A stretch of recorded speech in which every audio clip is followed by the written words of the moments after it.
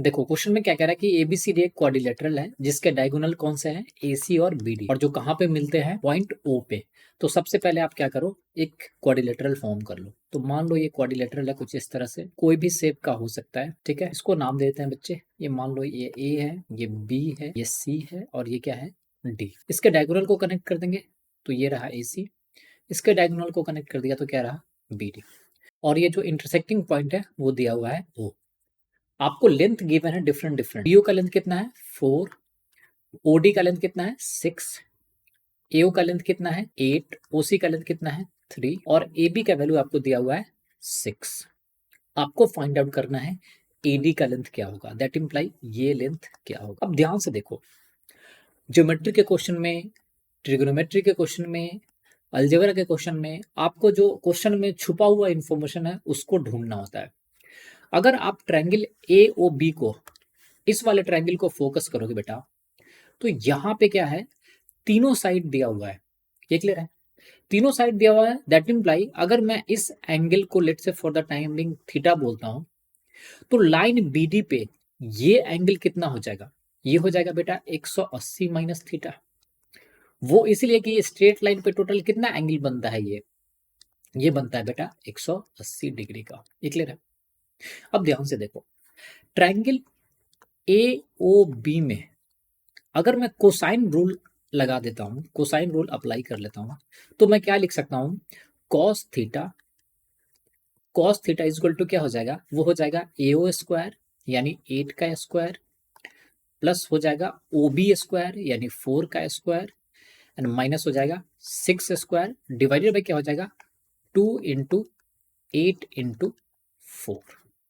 अब किसी बच्चे को कोसाइन रूल नहीं पता, तो कोसाइन रूल क्या कहता है कि किसी भी ट्रायंगल में, मान लो कोई ट्रायंगल है ए बी सी, क्लियर है, तो ये साइड अगर बी है बेटा और ये साइड सी है और ये साइड ए है, तो अगर मुझे ये एंगल निकालना है तो कॉस ए किसके इक्वल होता है, कॉस ए इक्वल होता है b square plus c square minus a square divided by 2bc के। तो ये हमारा क्या होता है बेटा, कोसाइन रूल।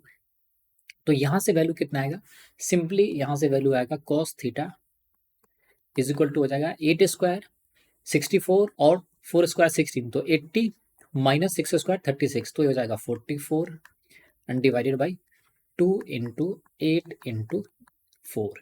इसको एज इट इज रहने दो। ये क्लियर है, ये इसलिए कि हमें यहाँ पे कॉस 180 माइनस थीटा भी निकालना है। नाउ अगर मैं ट्रायंगल ए और डी की बात करूं, इसको मैं मान लेता हूं लेंथ जो निकालना है वो किसके इक्वल है, एक्स के। तो ट्रायंगल ए ओ डी में इस वाले एंगल के लिए अगर मैं कॉस का कोसाइन रूल अप्लाई करता हूं तो क्या मैं लिखूंगा बेटा, वो मैं लिखूंगा cos 180 minus theta is equal to क्या हो जाएगा, ये हो जाएगा 8 का स्क्वायर प्लस हो जाएगा ये 6 का स्क्वायर माइनस हो जाएगा एक्स स्क्वायर डिवाइडेड बाई, ये हो जाएगा बेटा 2 इंटू 8 इंटू 6। और आपको पता है कॉस 180 माइनस थीटा क्या होता है, वो होता है माइनस कॉस थीटा। तो minus cos theta is equal to क्या हो जाएगा, यहाँ पे 8 स्क्वायर और 6 स्क्वायर, तो हो जाएगा बेटा 100, 64 और 36 100 minus x square divided by क्या हो जाएगा 2 इंटू 8 इंटू 6। अब ध्यान से देखो, यहाँ पे आपको कॉस थीटा दिख रहा है और यहाँ पे भी कॉस थीटा दिख रहा है, तो कॉस थीटा का वैल्यू यहाँ पे सब्सटीट्यूट कर दो।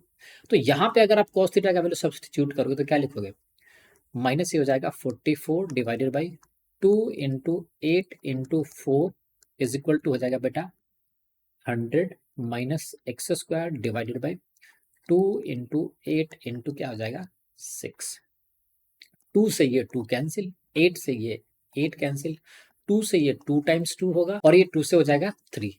2 से इसको डिवाइड करोगे बेटा तो ये आ जाएगा -22। ये क्लियर है।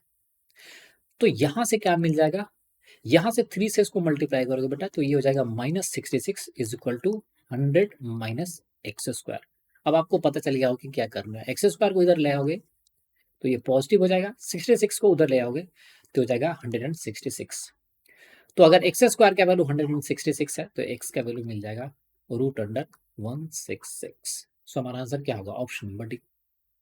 सिंपल सा तरीके से क्वेश्चन को पढ़ो, हिंट जो क्वेश्चन में छुपा हुआ है उसको फाइंड आउट करने की कोशिश करो एंड प्रोसीड करो। ये क्लियर है? सो आई होप आपको समझ में आ गया होगा। So thanks for watching the video. अगर आपको ये वीडियो पसंद आया तो चैनल को लाइक करें, सब्सक्राइब करें और अपने प्यारे प्यारे दोस्तों के साथ शेयर करें।